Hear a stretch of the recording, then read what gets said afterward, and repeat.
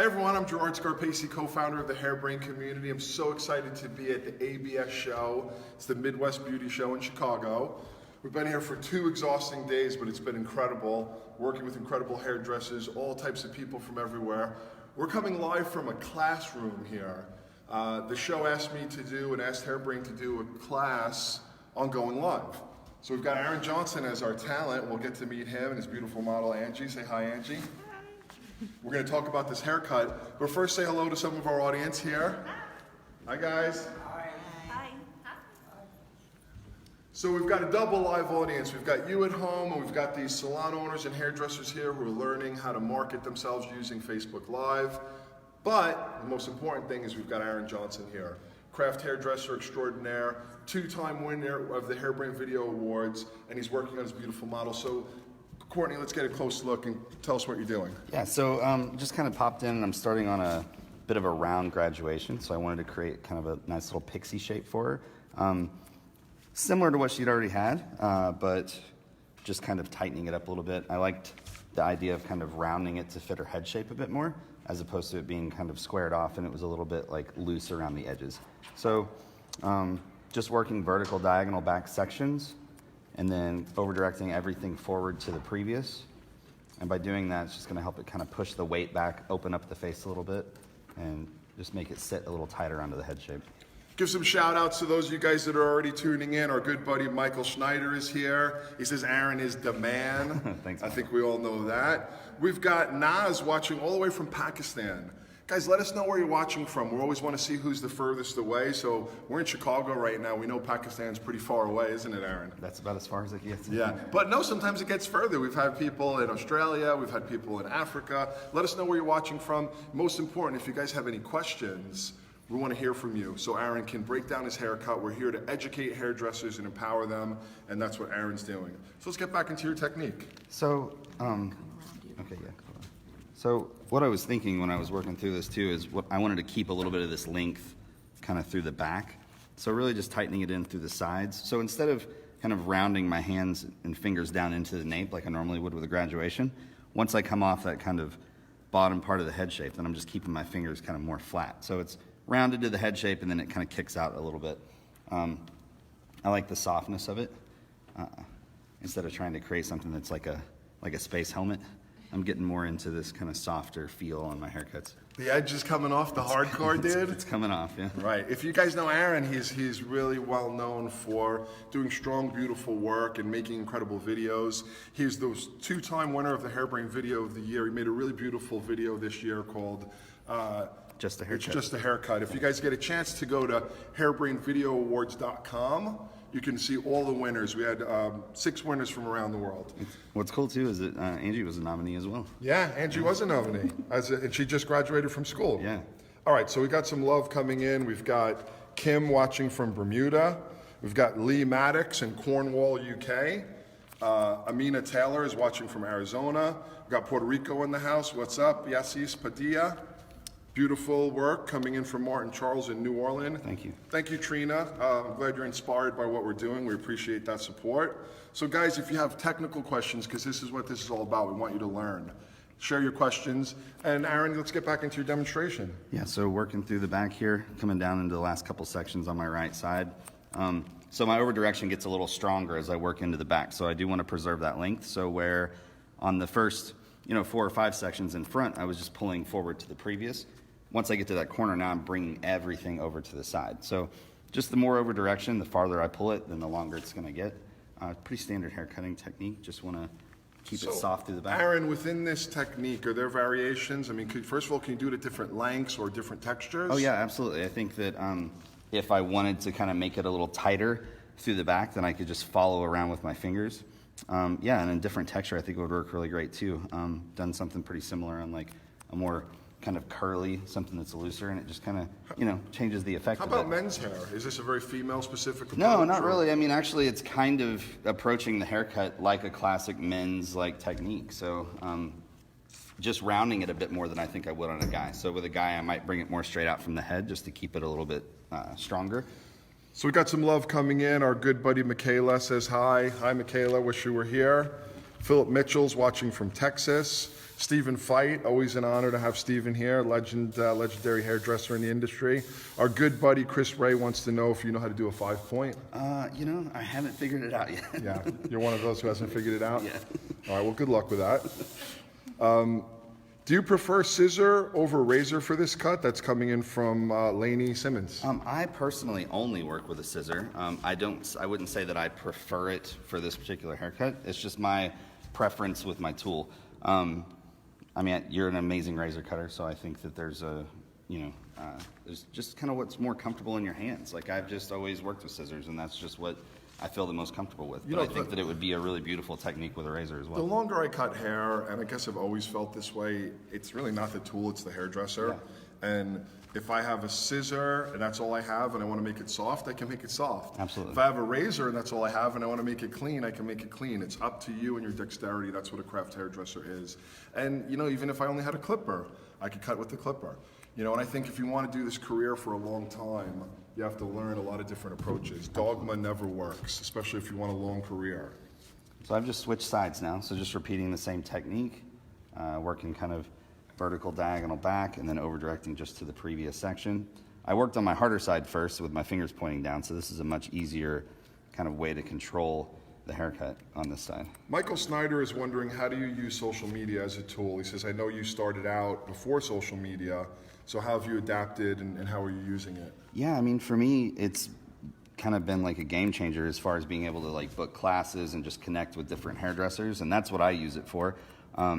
You know, because I'm not behind the chair, so I don't use it much for building a clientele, but for me, just being able to connect with hairdressers all over the world and kind of share information and, you know, create collections and do the shows and stuff like that, all of those connections that I made with my team were all made through social media. I have to say the thing that we're most proud of at Hairbrain are the deep connections that, you know, our fans and friends and followers and let's even say family have made. I know that some of your best friends in the world were people that you met through social and engaging in Hairbrain. Yeah, absolutely. And I think that's one of the great things. I mean, I think a lot of hairdressers, especially older ones, they kind of think about the internet as being this like negative thing, but I think it's made the industry smaller and more accessible and allowed us to really make those connections and become closer with each other. Yeah, I mean, Easier it's just like anything. There's the good and the bad. We've got a group here, maybe Courtney can show. These guys are here this morning because we're in Chicago at the ABS show, and we're broadcasting obviously live, and we invited some people to come in and ask questions about how they can use social media, specifically going live. And I think Aaron points out a good thing. It can be used negatively, just like anything, but it can also be used to build your business and reach people, and really the only difference is knowledge. Absolutely. Yep. So we did have a question coming in from James from the Philippines. Could you work on this technique on curly hair? Absolutely. I mean, I think you just have to change the length that you would go with to adjust for the spring in the hair. I think with any haircut, you can use the same techniques. It's just about suitability and, you know, choice of length becoming something that works for the person that's wearing it. So if you're just joining us, I'm Gerard Scarpese, co-founder of the Hairbrain community. We've got a special HB Live for you today. We're coming live from the Chicago ABS show. It's the Midwest Beauty Show. It's where kind of the center of the country comes together, and even globally, people come together to share new techniques, have classes, and of course there's a trade floor. We're presenting in front of a group of our friends who wanted to see how we do HB Lives so that they can do it in their salons. So of course we've got Aaron Johnson, who's our multiple HVA of the Year winner and a dear friend, and you know, someone that we deeply respect for his passion to the craft and what he shares. He's doing a beautiful haircut on Angie. Let's see Angie for a second here. Hi, Angie. And Angie, you just finished cosmetology school. Yes. Can I tell you something? The owner of the salon that you're going to start working in came up to tell me how proud she is that you're working there. Oh, awesome. Yeah. She's like, I can't believe we got her. So excited. Isn't that awesome? Yeah. All right, so let's I've get worked back. through both sides, and so now I'm just going to work in through the top. I'm just going to take a section that goes from the front hairline right through the center, down into kind of the occipital bone area where I haven't cut yet. I'm just going to connect this length to what I've already cut and cut a round kind of line and shape through the top. So when I say round, it's just going to follow the head shape. What do you think about terms like that, Aaron? Do you use them with clients? Do you use round and square? I mean, no, not really with clients, and sometimes not really with models, because I don't think that it necessarily like resonates with them, just because they don't speak that language. But I do talk about like what the hair is going to do. So the reason I would choose to do round here is I want it to kind of fall softly, around the bone structure. So giving her something that's not going to be super strong and harsh, but something that's going to fall really nice and kind of even and soft for her. Got some love coming in from Atlanta from our good buddy Hannah Ruth Evans. Hannah was also a nominee this year for the Hairbrain Video Awards, and we look forward to what she does next year. Thank you, Wafa. She says we're an inspiration for all the new cosmetologists coming into the industry, and that's what Angie is right here, so we're proud to grow the family. Now, Isella Leon says she wishes she could find someone to give her a first pixie cut like that. So, Aaron, Where's she at? Yeah, where you at? Yeah. But Aaron, do you think that everyone can wear short hair like this? What's your consultation like? Yeah, I mean, I think it's good to kind of get a gauge on how comfortable somebody is with short hair. And yeah, I mean, I do think that anybody can wear short hair. I think short hair on women looks great. It opens up the face and shows off the bone structure. I think everything within haircutting, whether it's long or short, is all about suitability. And that goes beyond just how they look, but also what their lifestyle is, like how much time they have to spend on it. So you believe, any woman, any man can wear short hair. How do you make it right for them?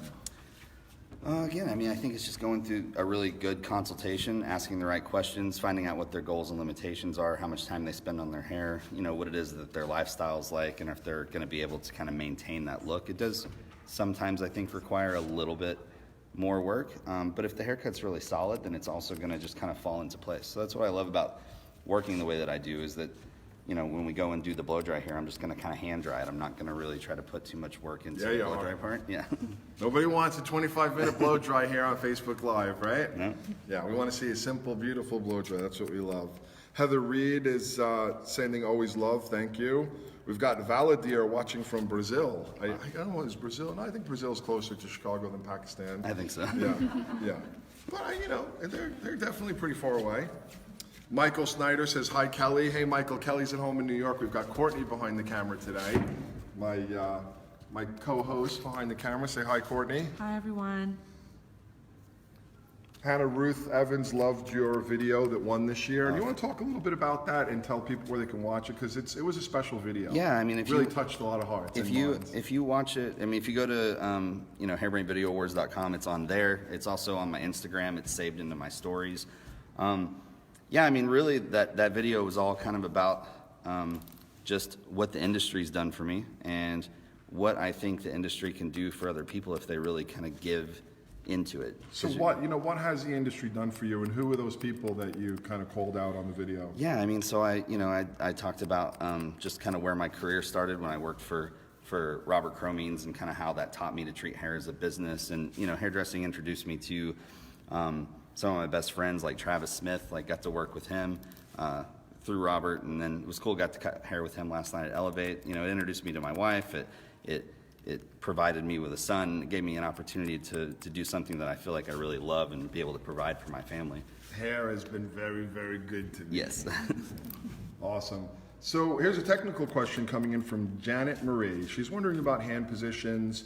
Are they the same from the left and the right? Can you recap all your hand positions? Yeah, totally. So when I was working through my initial side on the left side of the head here, I was working with my fingers down and kind of working around in this manner.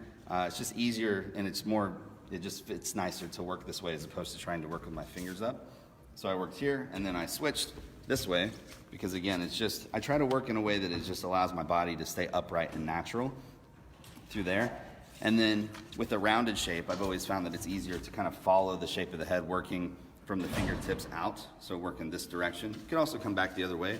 But just because I'm working these pivoting sections, it made sense to kind of just work it all in the same direction. Do you think there's right and wrong ways to hold the hair? I mean, do you really believe that you must do this or you must do that? No, I don't think so. I think that there's a lot of hairdressers that kind of approach things differently, and there's no right or wrong way. I think the most important thing is just understanding why you make the choices that you make. Right. Yeah, having the why before you do the what. Yeah. Yeah. And then, if you make some type of mistake, which we all do from time to time, you can think back as to why that happened. Yeah, and you can kind of rebuild it, reverse engineer it. If you're just joining us, I'm Gerard Scarpese, co-founder of the Hairbrain community, and we are here in lovely Chicago. I think it's 29 degrees today, so it's warming up. And we're here with Aaron Johnson. He's the Hairbrain Video of the Year winner. And this is beautiful model Angie. Say hi, Angie. Hi. Angie's just graduated cosmetology school in San Diego, and she's going to work. What's the name of the salon? Headlines, the salon. Yeah, which is going to be awesome. We've got a group of our fellow hairdressers here. They wanted to witness us do it live, and we did a little Q&A beforehand. Because I truly believe if you're a hairdresser or a salon owner, you can use social media to build your business.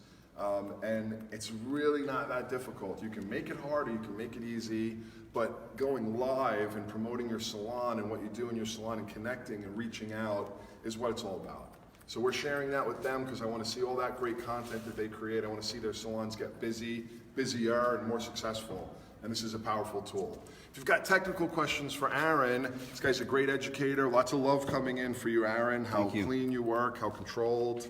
So let's break it down. So working into the last part here, so the fringe. So I'm just working, pivoting kind of triangular sections off the front, and then I'm bringing the hair forward and elevating it up. Didn't want to make anything too hard, so the elevation is going to keep everything soft for me. I really wanted to kind of push the weight out away from the center end to the sides and kind of blend that layer in. Very kind of Shannon Sossaman. I'm thinking Audrey Hepburn. Yeah, it could be that I don't too, know who right? Shannon Sossaman is, but who is that? She's just an actress. She's in a couple like 90s teen movies. Oh, so I it's know. like Yeah, she was super cute too. Yeah. Well, yeah, great short hair. Yeah. Whatever happened to her? I don't know. Well, yeah, I'm thinking Audrey Hepburn. Let's get a quick look here. You know, beautiful, refined features and that short, soft. You know, I love the way the outline has just been created from the interior work. Do you feel like you need to do more to the outline? No, I don't. 'Cause I think it's perfect. Yeah, sometimes I like to go in and create something really kind of stronger, and I thought about it at first, but then yeah, as I worked through, I left it on purpose so I could kind of see how that was gonna kind of fit for me. So now I'm just gonna hand dry it, and that's it. So, Aaron, while you do that, tell us a little bit. I know you were opening a studio. You're from Oklahoma, so you're not from London or New York. Yeah. Or, yeah, you're from Oklahoma, and you're a big part of the craft hairdresser community. Tell us about what you have going on back in Oklahoma. Yeah, so my wife and I, we have a little 4-chair salon where we have some stylists that work for us, and it's a great little space. It's just a booth rent situation. But we approached it from a team standpoint. We didn't want to just have people pay to work there. So we really were, picky about the people that we brought in. So it's still a culture in the salon. And it's great because we get to work out of that space, but that's also where we create all of the video content that comes out, and everything that I do is all created in that same area.